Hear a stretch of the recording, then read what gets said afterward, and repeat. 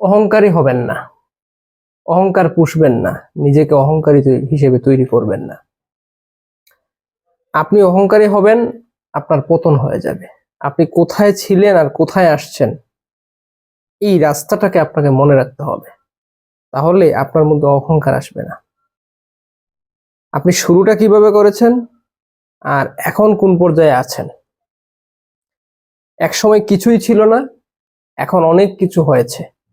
এই অনেক কিছু হওয়ার সাথে সাথে যদি আপনি অহংকারী হয়ে যান, আপনার মধ্যে দাম্ভিকতা চলে আসে, আপনার মধ্যে অনেক কিছু চলে আসে, তাহলে কি হবে নিশ্চিত জেনে রাখেন, আপনার পতন হওয়ার জন্য রাস্তা তৈরি করছেন।